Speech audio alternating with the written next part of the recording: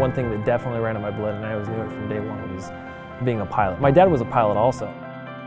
My mom, she always knew I wanted to be a pilot before I could even walk, because already drawing pictures of airplanes and stuff. My grandfather, Tormita, he was actually one of my biggest heroes growing up, because he was a very highly decorated World War II naval aviator. Set up with David, a guy that I knew nothing about, I've met twice, saying, okay, we're flying, and you know, my life's in his hand, and then doing touch and goes, you know, just coming in for a landing and taking right back off.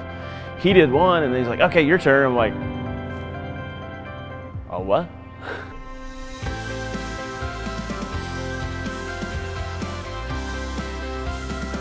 My name is David Sutherland. I'm an ABH-3, Air Warfare Qualified. That's these wings right here. It's a Petty Officer 3rd class.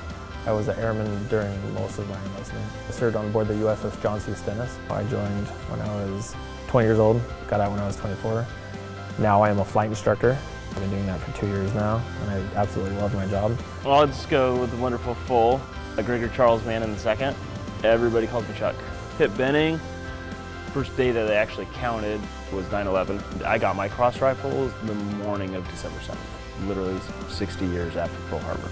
The first tour I did was a rim pack, and we went to Alaska, Japan, Malaysia, Australia, Hawaii a few times, and we played a lot of war games with the Army. Second deployment was in the Persian Gulf.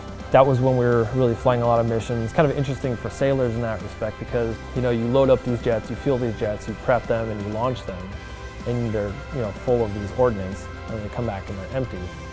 And you know that you are a part of whatever it was that happened on the other side of that bomb. You know, a whole lot of people, bad guys, hopefully, dying, or supporting our troops and helping them stay alive, you know. But it's kind of interesting for sailors because it's this disconnect. It's not like the ground pounders where they're having to see that and deal with it, you know, face to face. I'm a ground pounder, that's what I do.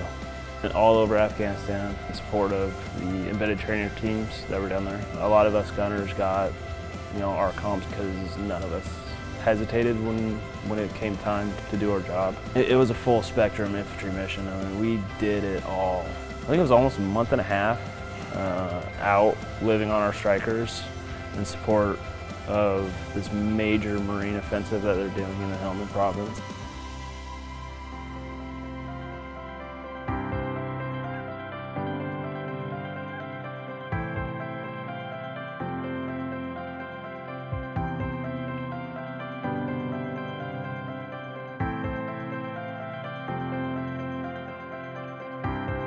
Class 1 medical is the hardest one you can get. I went for the gold.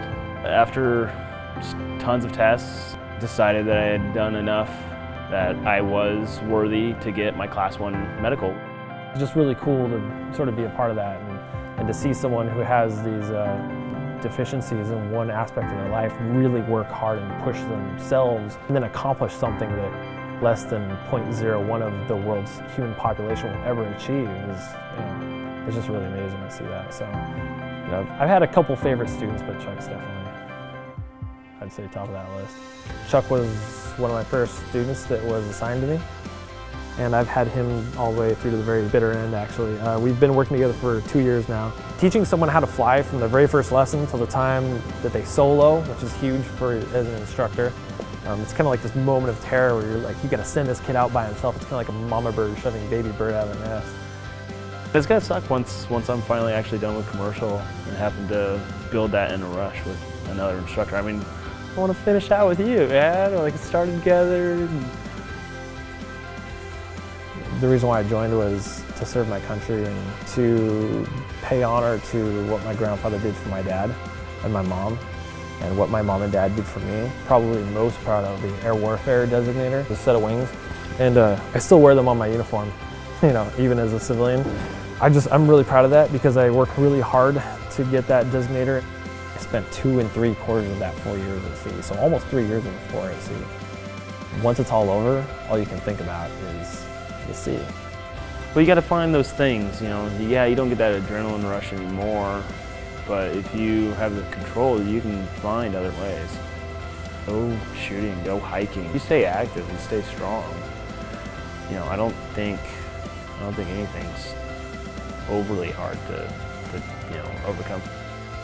And that's really why I want to bush fly. flying with me on the Alaskan mountains where I get an awesome view.